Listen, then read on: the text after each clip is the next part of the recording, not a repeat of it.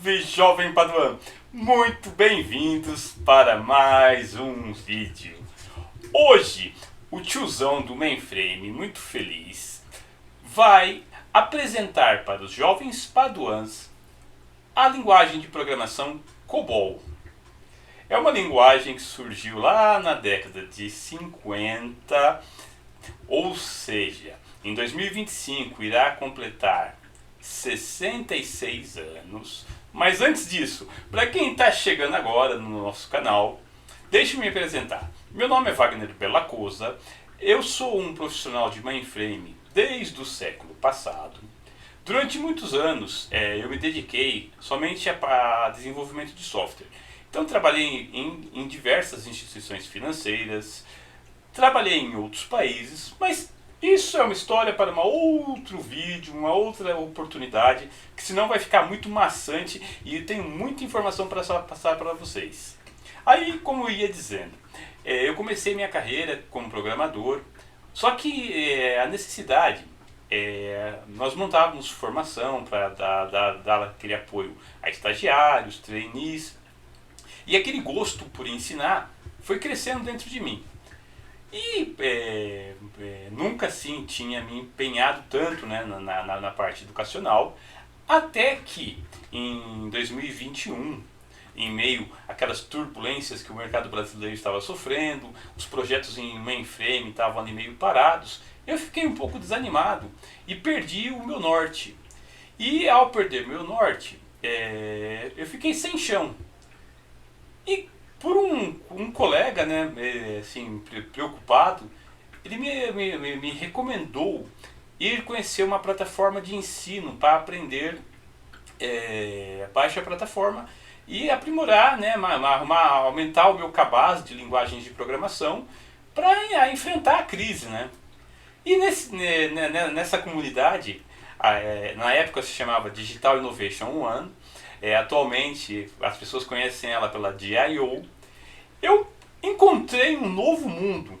E ao encontrar esse novo mundo, aquela minha vontade, aquela minha gana de ensinar voltou, né? Ela não só voltou, como veio com mais ímpeto. E o que aconteceu? Eu estava numa comunidade de baixa plataforma e ninguém sabia o que era COBOL. E eu falo assim, mas meu Deus, COBOL move o mundo. E aquela da nova geração não desconhecia.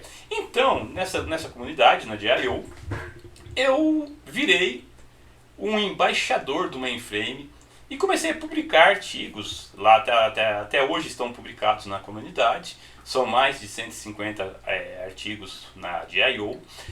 E virei o tiozão do mainframe. Então, eu apresentava para os paduans, explicava dessa linguagem de programação, contava que o mercado financeiro, o sustentáculo, né, o pilar que mantinha a informática dos bancos era o COBOL. E a juventude não sabia. Então eu me empenhei muito, fiz muitas coisas, participei de Community Weeks. Esse meu trabalho, eu fui reconhecido. Ganhei o meu troféuzinho. Então, no primeiro ano, lá em 2022, eu fiquei em segundo lugar. Em 2023, bati na placa. Primeirão lugar, virei mesmo o tiozão do mainframe, reconhecido, gabaritado e com troféuzinho. Só que o que acontecia, eu notei que eu estava assim, meio limitado. Porque os jovens, né, eles iam ali para aprender baixa plataforma. Então, apesar de eu ficar fazendo bastante barulho da alta plataforma, não estava surtindo um efeito. Então, o que aconteceu? Eu me virei para as outras redes sociais, invadi o meu canal do YouTube, que era um canal de viagens, comecei a colocar ali material sobre mainframe. Ao mesmo tempo, fui para o LinkedIn, Twitter, Instagram e fiquei mesmo um verdadeiro fanático pela alta plataforma. E a minha voz ganhou barulho, ganhou eco, arrumei seguidores. Esse trabalho foi um trabalho de formiguinha, em que fui trabalhando e consegui, né? Então agora em 2025 fui reconhecido pela própria IBM como um champion. E agora, esse meu trabalho não acabou ainda, porque apesar dos troféus, dos prêmios, o mais importante para mim, de coração, é aprender. Então, em 2022, eu me associei a uma universidade em Brasília, o INEF, e através de outras faculdades, a Horizonte, comecei a dar cursos mesmo de mainframe. E aí, dando aulas de COBOL, lógica de programação estruturada, Rex, DB2, SIX, Visan, e fazendo mais barulho nas redes sociais. Para isso, agora esse vídeo, então o objetivo desse vídeo, após essa introdução longa, é falar um pouco do COBOL para as novas gerações, né? Quebrar, né, mitos, quebrar aquela ideia de que as pessoas batem na tecla dizendo que o COBOL está morto, que o COBOL é coisa do passado, que o COBOL é uma velharia. Meus amigos, essas histórias de que o COBOL vai morrer já vem desde 1960. E ele segue firme e forte. Claro que houve baixas, algumas instituições financeiras de porte abandonaram o mainframe, foram para a baixa plataforma, outros foram para o middleware, outros foram para a nuvem.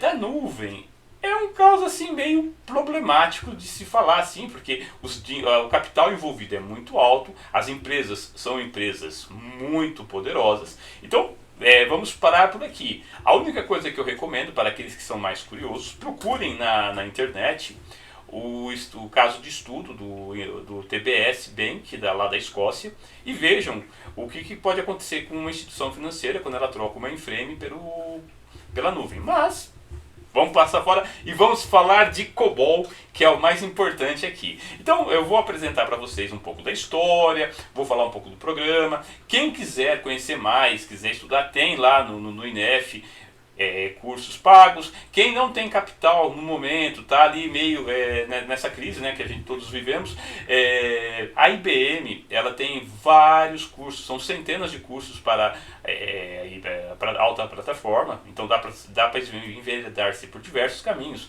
em Assembler, em Rex, em PL1, em COBOL, DB2, HackF, que é a segurança, conhecimentos do Sysplex, redes de computadores, mainframe e etc. Vão lá, naveguem, procurem. Não se preocupem que lá na nossa comunidade do LinkedIn, Bela Cosa Mainframe, nós temos os links para acessar. Vocês podem se inscrever, fazer o curso no seu tempo, na sua vontade, porque é gratuito, está ali disponível para a comunidade, então aproveitar e seguir esse caminho. Agora, falando então sobre o COBOL. Vamos lá, gente. No primeiro momento, né, assim, apesar de ser uma linguagem pioneira, ela, na verdade, o COBOL é uma linguagem de terceira geração. Então, antes do COBOL já havia outras linguagens de programação. Qual era o problema? Lá nos dos anos 50, haviam dezenas de fabricantes de computador mainframe. Era um mercado assim novo, inovador, então várias empresas se aventuraram por esse mercado. Só que qual era o grande problema nessa situação?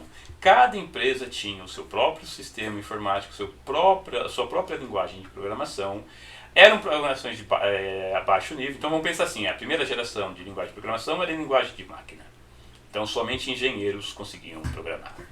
A segunda geração de linguagem de computador, elas já eram um pouco mais amigáveis, mas mesmo assim continuava sendo latim para os leigos, né? Porque realmente eram instruções muito próximas da linguagem de máquina. Então o Assembler está nisso aí. No final da segunda geração surgiu o Fortran, que já era um pouco mais amigável, mas continuava sendo uma barreira, porque cada sistema tinha a sua própria linguagem, cada empresa tinha a sua própria linguagem, e quem comprava um mainframe de uma empresa específica ficava amarrado a ela, não conseguia migrar. Então, um grupo de notáveis se juntou em fevereiro de 59, no almoço, e começaram a discutir, né, que deveria existir uma linguagem franca, única, em que todos os sistemas pudessem usar, ou seja, ela fosse multiplataforma, muito próxima da linguagem humana, que fosse fácil de aprender e que uma pessoa não engenheira pudesse programar. Desse bate-papo, né, criou-se um lobby. Esse lobby começou a fazer força junto ao governo, às Forças Armadas Americanas, e eles criaram então, né, aí formalizaram mesmo esse consórcio. Aí provavelmente em abril, maio de 59, já agora me fugiu o mês com precisão, foi criado o Codazil. E esse Codazil, então, como primeira missão, houve vários Codazils depois disso, mas o primeirão, né, foi sobre o COBOL.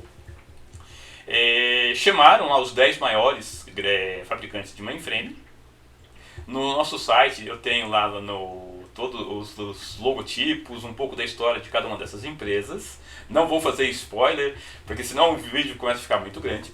E eles fizeram então, esse consórcio entrou em ação, começaram a criar a especificação, como cada empresa trouxe a sua própria, suas regras e condições, então que tinha que agradar gregos e troianos.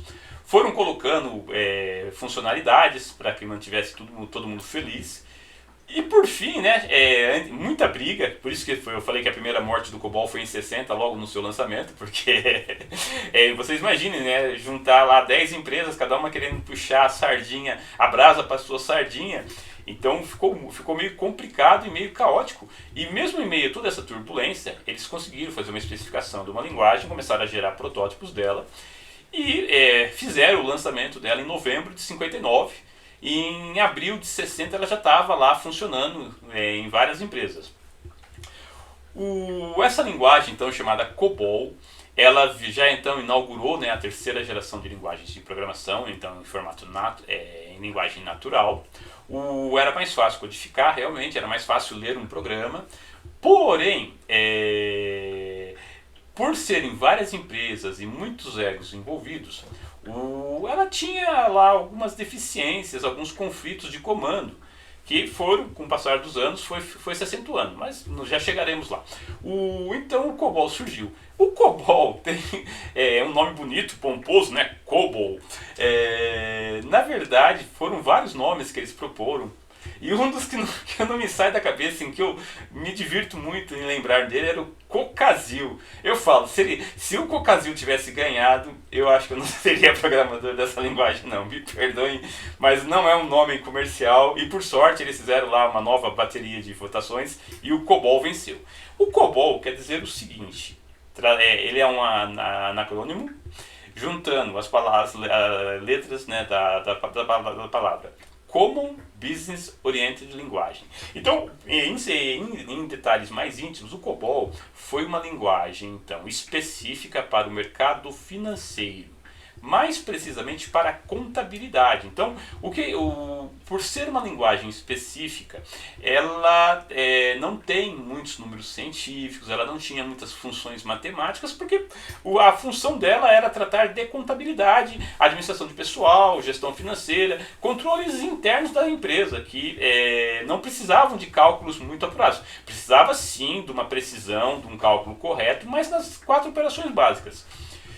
O COBOL, então, no seu lançamento, ele era bem pobre, então quando se precisava de um cálculo mais aprimorado, recorria-se ao Assembler ou recorria-se ao Fortran, que são linguagens mais genéricas, né, e o Fortran mais para o científico.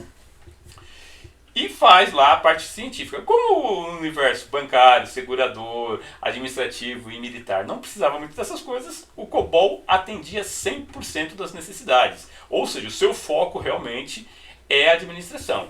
E com isso, ele ganhou o mercado, as empresas conseguiram então, pela primeira vez na história da informática, uma linguagem de programação multiplataforma, multissistema operacional, multi-equipamentos, e portável. Então eu poderia, né, no meio do caminho, trocar de equipamento.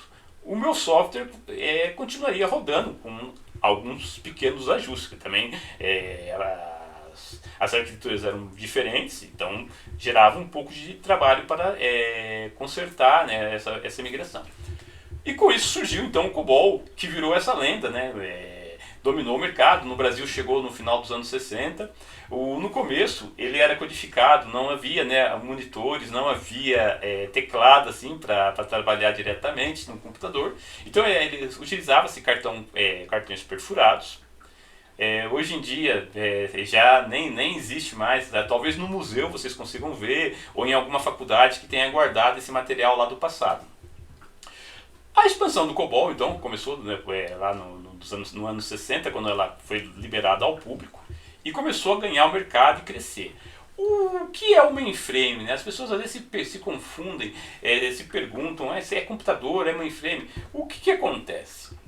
No mundo existem alguns tipos de computadores. Então, o primeiro tipo seria o supercomputador, que é usado lá muito especificamente para ciências, ou seja, é cálculo de rota de satélites, usado pelo INPE para meteorologia, coisas que precisam mesmo de altos cálculos científicos. Esse então é um supercomputador criado especificamente para essa necessidade. O mainframe então é o computador. Então quando a gente fala computador, tem que pensar que ele é o principal. Depois disso, né, com o surgimento dos transistores, ele foi diminuindo de tamanho e surgiram modelos menores, menos potentes. Então surgiram lá os mini computadores, que a gente tem aí um exemplo, seria o AS400, que ele tem uma grande capacidade de processamento, mas é inferior ao mainframe. Depois do mini computador, nós temos o microcomputador, que é o que nós temos aí nas nossas casas, sejam os laptops, sejam os desktops. A molecada adora lá os seus gamers usando microcomputadores. O Windows, então, é o padrão nessa plataforma. Tem o Linux, que roda também em alguns. Depois disso, dos mini computadores, vieram os nanocomputadores. Os nanocomputadores já seriam, então, que nós poderíamos classificar os tablets, os celulares. Só que é bem risada que um celular hoje, né, um mobile, ele tem mais capacidade de processamento que um mainframe lá dos anos 60, né? Porque daquela época a memória era cara, eles vinham com megabytes de memória, né? Isso aqueles que vinham até com menos. Então, feito essa pequena apresentação dos tipos de computadores, vamos voltar ao COBOL, que o nosso foco é o COBOL, não podemos perder ele de vista. Hoje em dia, ele é responsável por 70% das transações financeiras do mundo todo. O COBOL não trabalha sozinho, ele tem lá os seus parceiros, que é o JCL, que cuida da parte BET.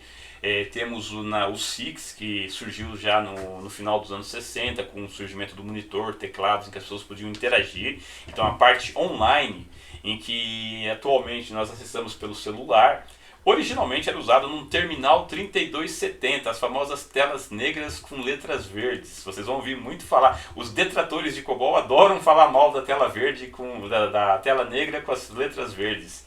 Mas foi um grande avanço quando surgiu, né, que substituiu lá os cartões perfurados e permitiu então esse salto tecnológico em que podíamos codificar diretamente olhando no computador. Então vamos ver, onde vamos encontrar o COBOL hoje? Se você for ao INSS tratar de algum problema lá de saúde ou aposentadoria, saiba que tem um mainframe por trás. Provavelmente operado pela SERPRO. Receita Federal, questão do imposto de renda, também é feito lá num mainframe. Os bancos, né, a maior parte dos grandes bancos utilizam-se do mainframe com o COBOL. No final dos anos 60 surgiu o PL1, também é uma outra linguagem de programação, só que essa é mais restrita para o uso da IBM e algumas poucas empresas no mundo. E depois cartões de crédito, algumas companhias aéreas, grandes redes hoteleiras, as Casas Bahias, agora não sei se atualmente, mas até pouco tempo atrás também rodava sobre o mainframe. Então ele é o gigante oculto que está por trás, né? Que às vezes nós estamos aqui acessando um aplicativo pela web ou um aplicativo pelo celular, achando que ele é processado na nuvem ou no server, mas não, ele está sendo rodado ali no IBM Z. Esse IBM Z é um mainframe e que gera todo esse processamento para atender às nossas necessidades no dia a dia. E se o COBOL falhar, o mundo para, literalmente o mundo para. O COBOL ele não está morto em hipótese alguma. A cada mais ou menos 2 anos a IBM lança um novo release. Então nós tivemos lá uma grande reformulação do COBOL nos anos 60. Surgiu o COBOL 2. Não, perdão, ainda não era COBOL 2. O COBOL 2 surgiu na revisão de 74. Em 74, então, por causa da crise do software, o COBOL precisou ser reformulado, alguns comandos tiveram que ser melhorados, aqueles comandos conflituosos foram tirados fora e surgiu o COBOL 2, que funcionou perfeitamente até 2000. Só que mesmo assim, com deficiências, então o Codasil se reunia de tempos em tempos para estudar lá, ouvir as críticas, as dores do mercado para melhorar a linguagem. Já nos anos 70, a American Standards Associates pegou, né, a responsabilidade de publicar a documentação técnica do COBOL, então era numa norma ASA. Já nos anos 80, a ASA fundiu com a ISO, né, International Standards Officer, e criaram lá a norma ISO 1989, já para ser todas as especificações do COBOL e garantir que uma linguagem de programação seria chamada de COBOL se atendesse determinados requisitos. Então nós tivemos a revisão de 74, que surgiu o COBOL 2, a revisão de 88, que acrescentou muito mais poder ao COBOL. Com o surgimento da internet, a necessidade lá de comunicação melhor, em 2000 surgiu uma nova revisão do COBOL, em que eles acrescentaram o XML, a orientação ao objeto, apesar que eu nunca fiz nenhum programa COBOL orientado a objeto. A lógica de programação que nós usamos é a lógica procedural estruturada. Nos primeiros momentos, o código era feito em lógica de programação imperativa, em que houve um grande problema que surgiu lá, os spaghetti codes com o Goto, que o pessoal chama lá de monolitos. Na revisão de 74, então, adotou-se, né, a lógica de programação procedural, e mesmo assim ela tinha alguns problemas. Então aí houve uma revisão da lógica de programação procedural e agregou-se o estruturado. Então você tem a divisão de um programa COBOL por seções, parágrafos, em que você consegue organizar melhor o código, tornando mais legível. Então o ambiente de COBOL está em constante evolução, sempre o mercado, quando tem alguma dor, se reúne e melhora a linguagem. Até é orientado a objetos, se alguém quiser. O COBOL ele é multiplataforma, ele roda sobre qualquer sistema operacional. Há versões para o Linux, há versão para o Windows, há versão para o MVS, o antigo mainframe. Depois, quando surgiu o novo mainframe, o ZOS, também há versões. A grande sacada, o grande negócio dessa linguagem universal, sistemas operacionais, portável, é que a IBM, quando ela lança uma nova versão dos seus equipamentos, nova versão do seu sistema operacional, ela garante aos seus clientes que o código antigo continuará funcionando. Então, essa é uma das maravilhas. Pode surgir N versões do COBOL que o código antigo dificilmente vai dar problema de incompatibilidade e deixar de executar por alguma razão. Então, isso é realmente fantástico para um diretor de informática não se preocupar. Saiu uma nova release do COBOL. Ah, meu Deus do céu, perdemos tudo. Não se perde, continua se rodando. Qual é a vantagem de trabalhar com COBOL? O salário, como nós somos poucos programadores, o salário é mais alto do que a média de um programador. Um programador iniciante, então, ele consegue ter o seu salário por volta de uns R$8.000. Quanto mais experiente for esse profissional, ele vai subindo, chegando a 14 mil, 16 mil, 20 mil reais, quando o cara é um sênior mesmo, bam da programação. Calma, não entrem em pânico, respirem. Eu sei que esses valores são muito tentadores, só que tem aquela parte chata, né? Que o COBOL ele não tem aquela parte visual com os botõezinhos, ícones, cores e aquelas coisinhas que atraem a juventude. Então o meu papel aqui nesse vídeo é justamente mostrar outras coisas que o COBOL tem, né? Então você vai ter baixa concorrência para vagas. Grandes empresas precisam de programadores COBOL, né? Isso é uma maravilha.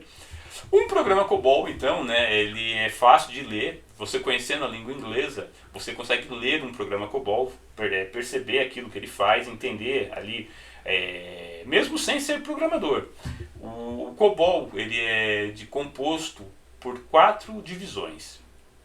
A primeira divisão, chamada Identification Division, é a parte onde se coloca o nome do programa, que deve ser único, até 8 letras, pode conter números. Depois disso, nós vamos ter a Environment Division. Hoje, essa divisão é pouco usada, assim, porque ela é uma divisão de ambiente, onde vai colocava assim, informações de qual tipo do equipamento, qual tipo de teclado. Então, com a evolução, ela foi perdendo um pouco do seu protagonismo. Atualmente, ela serve primordialmente para se declarar a ligação entre o arquivo que vai ser usado, né, o arquivo que seja de leitura ou de gravação, mas aí ele só coloca a identificação desse arquivo e a sua ligação com o JCL, em que vai ser usado ali num processo batch. O próximo passo nós vamos conhecer então é a Data Division. Por quê? Como o mainframe, a maneira dele trabalhar, ele necessita em que a memória seja alocada por processo, não dá hipótese de termos variáveis sendo criadas no decorrer do processamento. Então essa Data Division, ela obrigatoriamente contém todas as variáveis que serão usadas durante o processamento. Então é uma área declarativa em que nós somos obrigados a declarar todas as variáveis. As variáveis do COBOL são fortemente tipadas, então elas têm que ter um formato já declarado e o tamanho. Então vamos lá, a gente tem o nome da variável, o formato e o tamanho, que não há negócio, tem que estar ali porque ele vai ser alocado no início do processamento. Outra particularidade que as variáveis COBOL têm, que na baixa plataforma não se encontra, é um sistema estruturado e hierarquizado. Então eu consigo criar uma variável de nível 1 em que ela vai conter no seu interior nível 5, 10, 15 até o 49, aonde ela vai ter vai expandindo.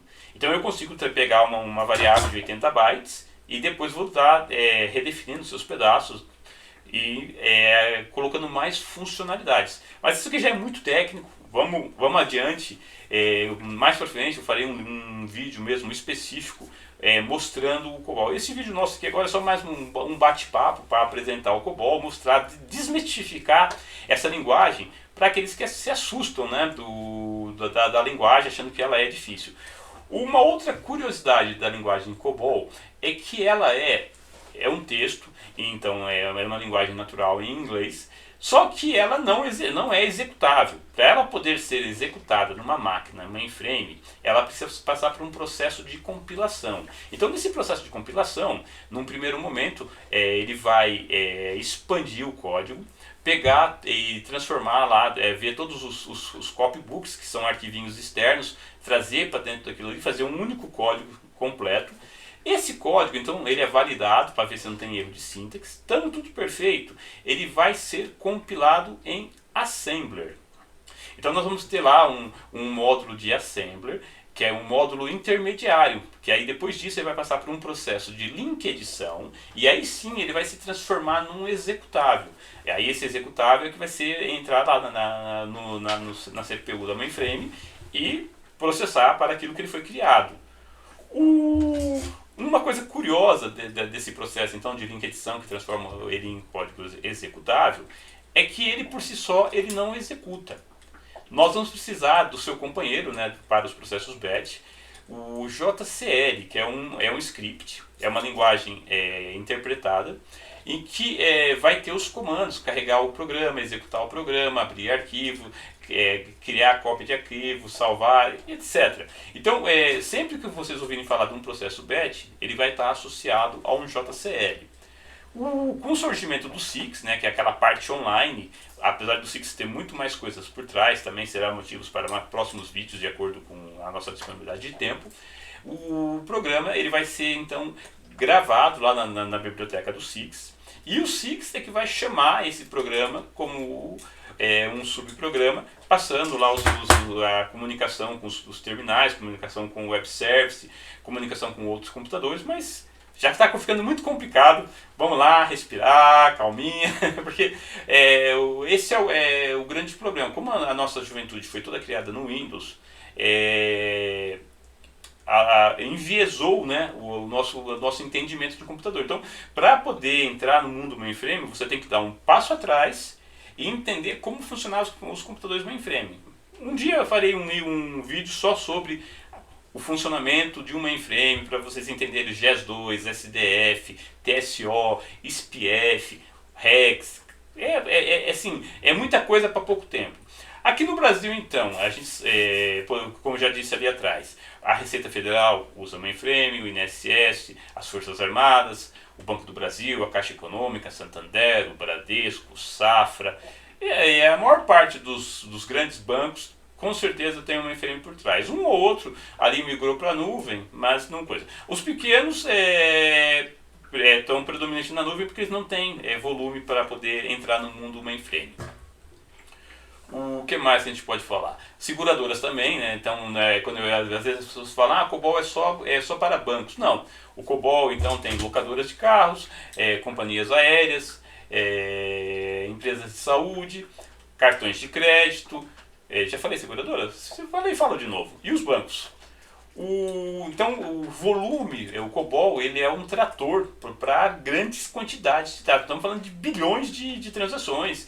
Então vocês imaginem, né, o dia de pagamento dos aposentados, qual outra linguagem aguentaria tanta gente lá indo nas agências sacar o seu dinheiro e tá direitinho, o pagamento certinho, nos valores corretíssimos. Você pega um cartão de crédito e vai em outro país e processa os seus pagamentos sem dor de cabeça.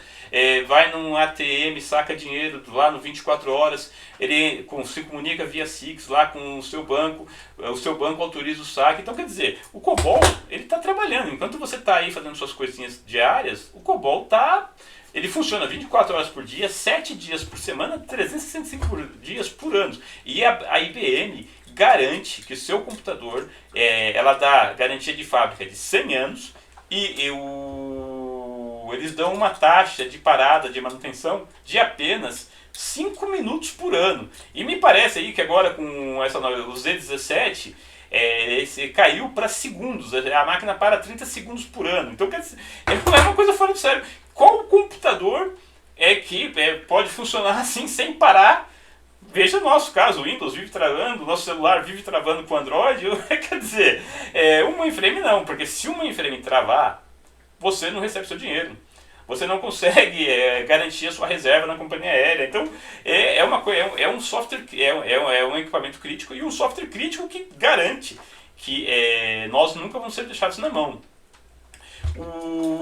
Uma pequena confusão que as pessoas fazem, né, no dia a dia, assim, que pensam que a almirante, né, Grace Hopper é a mãe do COBOL, mas não, ela é a avó do COBOL, porque ela deu sim sua ajuda lá no Codazil mais para frente, mas ela não foi a criadora, foram outras pessoas. Ela acabou ganhando destaque porque ela foi uma gênia do século XX, uma das primeiras mulheres programadoras. Então ela ainda era conhecida como computador humano, que quando não havia os computadores, matemáticos de grande conhecimento de cálculo aritmético trabalhavam fazendo contas ou usando calculadoras, ou usando ábaco, ou usando diretamente na cabeça. E ela ganhou grande destaque nisso. Então também uma próxima altura teremos um vídeo somente sobre a Grace Hopper.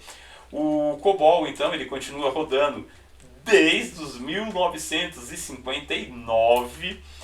Sistemas bancários aí provavelmente ainda tem código lá dos anos 60 rodando aí por trás do mainframe. Ele passou por diversas reformulações, várias mudanças de paradigmas, mas firme e forte continua aí no dia a dia. No cinema, vocês já tem várias citações, né? No filme Superman 3 aparece lá mainframe. Naquele seriado de TV Mr. Robot também se fala do mainframe.